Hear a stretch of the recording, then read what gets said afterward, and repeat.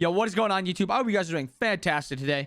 Today, I'm bringing you guys that laning phase video that you guys wanted. A lot of you guys don't really understand the laning phase. Sometimes you're getting pooed on. You don't know why the you're getting pooed on. And you just wanted a little bit of help. So we're going to be looking at 2 of my ranked games. We're going to just kind of analyze the laning phase. We're going to kind of look until my first back, because that's what I consider the laning phase. The laning phase is that first, I don't know, 4 or 5 minutes. Sometimes it's slightly shorter because you either die and you want to rotate out, or you're going for like a blue buff or a red buff and you want to be able to invade. So we're going to look until the first back. Let's just jump right in. The video sound is going to be off because it was me talking on YouTube for the misranked video. And if I don't have it off, you will have both my voice from the actual video and then right now. Maybe we have like a little bit of music. Mario puts on some music in the background, like some candles. Starts whispering in our ears. Maybe. We can only hope. Enjoy the video. What the f? So you want to hold the buff for your whatever it's called, ADC. You're the attack damage carry in these games, but you hold it for him. You don't want to hold the side creeps. I know a lot of you guys are still curious about that. Never hold the side creeps. You want those side creeps dead, because then you can hit level 2 off this first entire wave, and then you just want to hold the big minion. That's how you want. That's the best way to play the laning phase. You'll see something weird in this video, and if you can spot it already, you are already kind of like ahead. You already kind of recognize your stuff in the laning phase that a lot of people don't. Give you guys a couple seconds to kind of think about it. But the first thing, this is the thing that is very, very important. If this support is this far up and you have no eyes on their ADC, A, the support soloed the purple buff and he's like blinking into lane, which he did blink. 2, wait, I didn't do A2. A is that one. B, the ADC is starting somewhere else and they're doing this weird start. Or C, the ADC is AFK. But the first point is that the support soloed the purple buff. So this support is going to hit level 2 very, very early on. Which with Ares, I mean, it's good. Ares' level 2 is pretty strong. So you'll see he gets his 3. I try to interrupt it, but he scooted forward.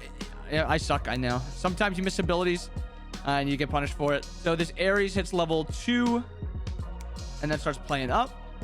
Huyi jumps in and we're good. I'm gonna try to get a little bit of poke on this guy to follow up. We out traded a little bit. I don't have too much I can do here because I'm still level 1. We need to clear this wave and we're getting poked really hard. So this is gonna be more of a video on the back end. We're getting out cleared. We're trying to just live. Ullr's already getting super poked, but we do have a nice in-combat spell. We have the med. I try to get just a little bit of poke off and play safe because I need to be able to trade health somewhere. So they're going to be walking up to this. My abilities aren't up. I just want to ward it so I can know where they go. So now the biggest thing is just playing safe and not taking too much damage. We're kind of just already losing this laning phase. So I tried to do something where just to try to get pressure back. I did the Terra combo. And it ends up working really well. We end up getting a lot of damage off. We clear the wave, and because Ares' 3 was down, because he used it on the camp, he had no way to fight into this here. We end up actually clearing that wave. They try to fight into this wave, as Ares did, poorly. I think, like, we'll watch this back again because it's actually pretty important. Ares misses his chains, and his 3 is still down from the camp. So right now, Ares only has autos. That's the only reason I played up, because I know this Ares has no damage, and it's a Huyi. Huyi's damage, not that spectacular. So he comboed it, double dashed through both of it, backed up a little bit just because I didn't want to take too much poke.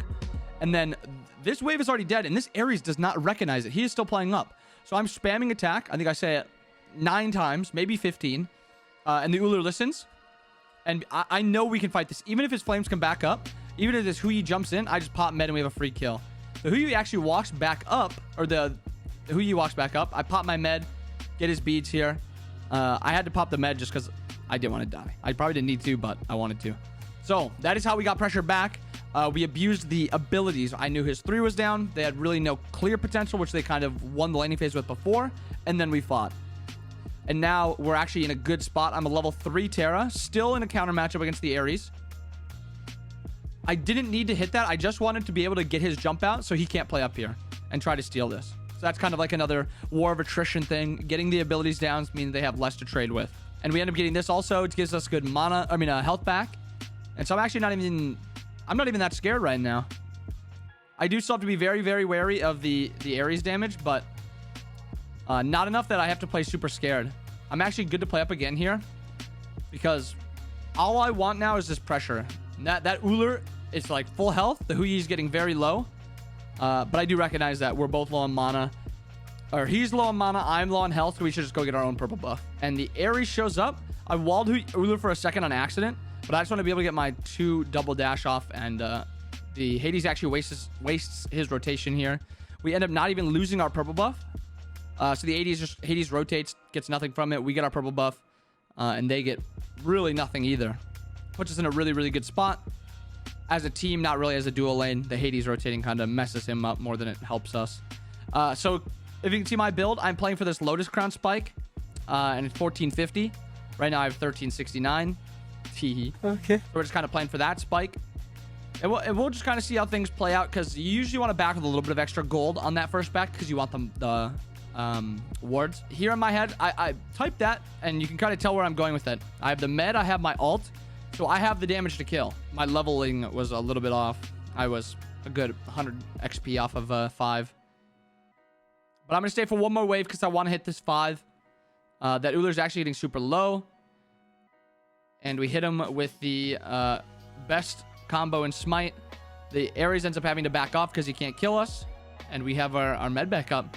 And that is the laning phase from that one. A lot of it was just knowing when their abilities were down or trying to get their abilities down and then punishing them for that. That is one way to win the laning phase, especially because they probably had a better laning phase 2v2 than us. They have Ares, who's kind of a counter to me if he hits his chains. Ullr is kind of mana the entire time. And then Hui is just kind of not a great laning phase god, but Ares helps that a lot. And now we're going to check out this Cab game. It's a Cab and Charybdis versus Izanami Xingqian. So you should know if you've been playing Smite for 2 days that Izanami is probably one of the best clear gods in the game. She kind of just walks up, autos it down, and unless you have all in potential to jump onto her and to kill her, she's going to outclear you. Hold the purple buff for the Charybdis. This is kind of the play I wanted to make to try to get this lane pressure. Blinked onto Iza, pulled the wave, so she couldn't walk up as far, so she was worried that I was going to put an ability onto her or something. And then this kind of allowed my Charybdis to be able to get up and put a little bit of damage onto it. I wanted to be able to stun him and hit the wave. I thought we were going to be like out clearing super hard, but I realized halfway into this that we have really bad clear because this guy has his 2 and his 3. He doesn't have his 1. So we have barely any chance to win this 1v2 or this 2v2 because of how bad our clear is. So I ended up hitting 2 there. Thank goodness. If I didn't get that, I probably would have died because this guy has this 2. And now we're just at the mercy of an Izanami who gets to auto the wave first. He's just going to be killing it. We kind of have to give up a little bit of pressure here. Actually, not even a little bit. We kind of have to give up pressure altogether because I don't want to take poke. And because he doesn't have his 1, we have actually really bad clear. And you always want to be trading the HP. This guy's Death Toll, so I don't want to be taking too much damage from these minions. He'll heal a little bit of it up also. If I would have taken that too, it would have been not very good for me. So right here, this is just one of those good trade things you kind of look for. You really can't fight in the wave against an Izanami. Always number one thing. You really can't. She's just going to outclear you. So I see this guy walking up. My Charybdis is close enough to follow up. And I don't see the Xingqian. And then I see him here. We get the stun off onto this Izanami. We get a little bit of damage onto her. And force her back. And then forced her dash. There it is. Okay. So now, like I said, last fight, it was like forcing out abilities kind of causes a lot of laning phases to be won. That Izanami now has no dash for safety. So I can use that to my advantage. That dash is, I think, I could be wrong. I remember it used to be one of the longest dashes in the cooldowns. I think it's like 18. I always assume dashes are 14 to 16 in that area. So you have about 15 seconds to now punish this dash being down.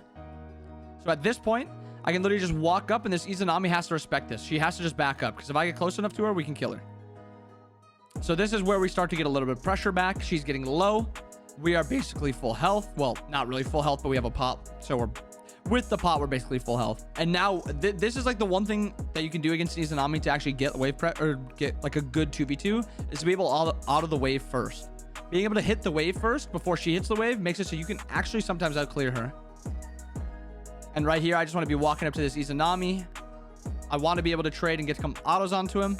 His dash is back up, but he still wants to respect my damage. And the Xingqian isn't really putting any abilities onto me either. So I'm not really too scared of him. And this Izanami is just kind of letting me combo her a little bit. I put another point into my 2. And then somehow getting that is actually huge because it gives us this HP 5 all the way up on their tower line while this Izanami is getting low.